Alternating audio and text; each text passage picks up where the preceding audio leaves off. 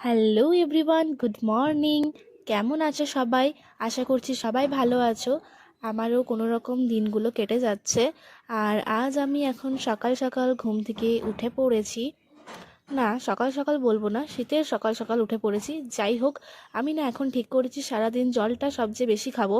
আর চেষ্টাও করছি, কারণ জল খেলে তো আমাদের হেলথ, স্কিন সব কিছুই ভালো থাকে। আর ঘুম থেকে উঠে বেশি করে জল খাওয়াটা তো খুবই দরকার। আর এখন শীতকাল তো বেশ ভালোই পড়েছে। আর তারপর আমি বিছানাটা আমার মতো করে একটু গুছিয়ে নিলাম। দেখছো আমি এতটাই কুঁড়ে যে বেডশিটটা একবার তোলা হলে আর একবার আর পাতার কোনো নামই করি না। যাই হোক, তারপর নিয়ে চলে এসেছিলাম চা। শীতের সকালে একটু চা না হলে হয়। আর তারপর একটু চা বিস্কুট খেয়ে নিলাম। আর এখন বসে যাব একটু পড়তে, কারণ সামনেই পরীক্ষা, পড়তে তো হবেই, এইচএস বলে কথা।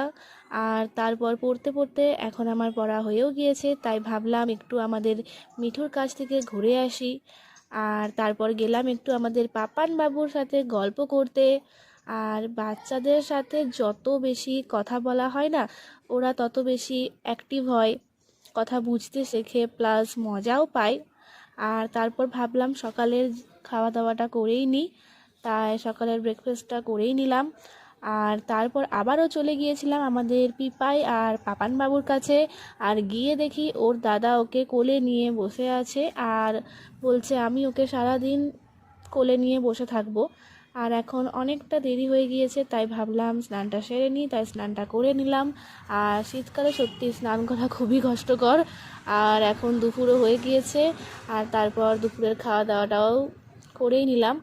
আর আমার না শীতকালে ডিম ভাজা খেতে বেশ ভালোই লাগে।